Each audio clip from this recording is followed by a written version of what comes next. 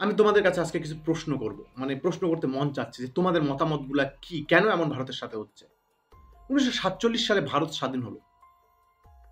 তারপরে ভারতের সাথে অনেক রাজ্য যুক্ত ছিল না। হায়দ্রাবাদ ছিল না, ভারতের সাথে কাশ্মীর ছিল না, ভারতের সাথে আরও এরকম অনেক রাজ্য, কোচবিহার ছিল না, সিকিম ছিল না, এসব ধীরে ধীরে যুক্ত হয়েছে।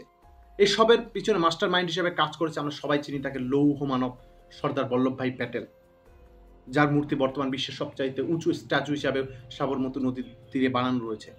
সেই ভারতকে যে তার নিজের দক্ষতায় পুরো ভারতকে এক করেছে, এক মুঠে নিয়ে এসেছে, একটা ইউনিয়নে নিয়ে এসেছে, সেই ভারতে বর্তমানে এমন বাজে পরিস্থিতি কেন হচ্ছে, যেখানে খালিস্তানিরা খুব উগ্রভাবে ভারতের থেকে আলাদা হয়ে যাওয়ার জন্য পাঞ্জাবকে আলাদা করার চেষ্টা করছে, যেই ভারতবর্ষে তামিলনাড়ুর ভাষা নিয়ে আন্দোলন চলছে, যেই ভারতবর্ষে কন্নড় নিয়ে ভাষা, সেখানে হিন্দি ভাষা চলবে না, অন্য কোনো স্টেটের ভাষা চলবে না, যে ভারতবর্ষে মহারাষ্ট্রে মারাঠির ভাষা বাইরে অন্য কোনো ভাষা চলবে না। অ্যাটলিস্ট একটাই তো দেশ, তারপরে কেন এত দাঙ্গা হাঙ্গামা চলছে ভারতবর্ষে? মানে আমরা ইন্টারন্যাশনালে দেখতেছি হ্যাঁ ভারত একটাই, কিন্তু ভারতের অভ্যন্তরীণে এত বিভাজন কেন হচ্ছে? তাহলে কি ভবিষ্যতে ভারতকে আরো কিছু টুকরো হতে পারে, যেমন বাংলাদেশ হয়ে গেছে? থাকবে কি এই ইউনিয়ন, এই ইউনিটি? এটা কিন্তু একটা বিরাট প্রশ্নের মুখে। তাই আমি তোমাদেরকে প্রশ্ন করছি, কেন এমন হচ্ছে, কি সমস্যা? বিশেষ করে আমরা দেখতে পাই সাউথ ইন্ডিয়া ডেভেলপ হওয়ার পরের থেকে সাউথ ইন্ডিয়াতে এই জিনিসটা বেশি হয়ে গেছে। তারা, কেরালা, ভারতের সরকারের সাথে সম্বন্ধ ঠিকভাবে রাখতে চায় না। আমাদের ওয়েস্ট বেঙ্গলের কিছু কিছু এরিয়া রয়েছে, যেমন কোচবিহার, তারা নাকি কামতাপুরে আলাদা রাজ্য তৈরি করার জন্য মাঝে মাঝে উঠে পড়ে লাগে। নর্থ ইস্টের মিজোরামের সিএম, সে সরাসরি বলে দিচ্ছে, সে বিদেশ সচিবের মতো যা ইংল্যান্ডে যাচ্ছে, বিদেশে যাচ্ছে, তারা নাকি আলাদা খ্রিস্টান দেশ বানাতে চাচ্ছে। মানে সব নানা ধরনের কিন্তু প্রশ্ন মাঝে মধ্যে ঘুরে, যে এত ইউনাইটেড ভাবে তৈরি করা একটা ভারতবর্ষকে কেন তারা বিভাজন করতে যাচ্ছে? কি সমস্যা হচ্ছে? যেভাবে চলছে চলুক। রিসেন্টলি উলফা নামের যে সংগঠন রয়েছে, যারা আসামকে আলাদা করতে যাচ্ছে, তাদের উপর তো ড্রোন হামলা হয়েছে। তোমরা সবাই অলরেডি নিউজটা দেখেছো, মায়ানমারে তাদের উপরে নাকি ড্রোন হামলা হয়েছে। উলফা সংগঠন যারা আসাম রাজ্যকে আলাদা দেশ বানাতে চাচ্ছে। মানে যদি আমি দেখি, তাহলে ভারতবর্ষে অনেক কয়েকটা এরিয়া রয়েছে যারা ভারতের থেকে আলাদা হয়ে যাওয়ার জন্য প্রস্তুত। কাশ্মীর, পাকিস্তান তাদেরকে আলাদা করে ছাড়বে, কাশ্মীর ভারতের সাথে যুক্ত থাকতে চাচ্ছে না। কতদিন আর এইভাবে ভারত সরকার টাইটবদ্ধভাবে আবদ্ধ করে রাখবে? কই, পাশের দেশ চায়নায় তো এরকম হচ্ছে না, আলাদা আলাদা স্টেট এরকম তো হচ্ছে না। তাহলে কি ভারতের পলিটিক্সের সমস্যা, ভারতের রাজনৈতিক সমস্যা, না সমস্যাটা কোথায় আসল?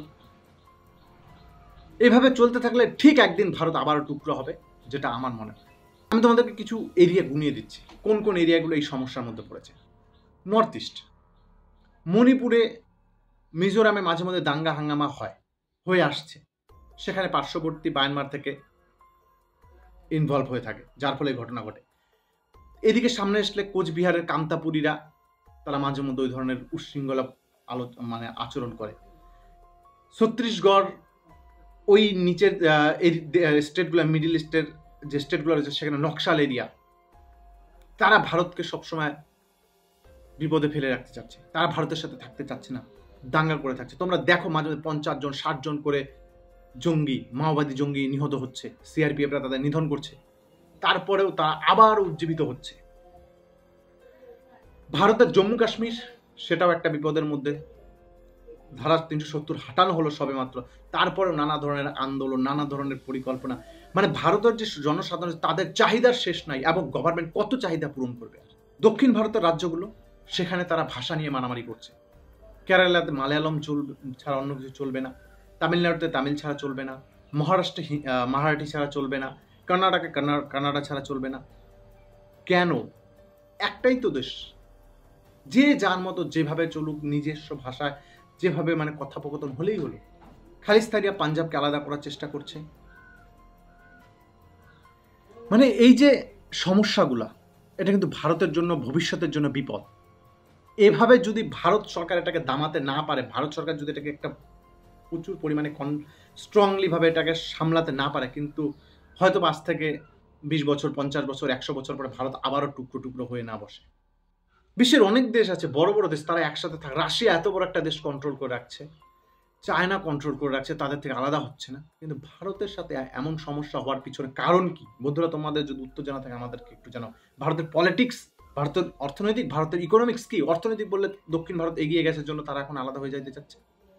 এই প্রশ্নের উত্তর তোমাদের কাছে আমি চাইলাম। অবশ্যই তোমরা একটু কমেন্ট বক্সে জানাও যে ভারত কি ভবিষ্যতে এরকম বিপদে পড়তে চলছে।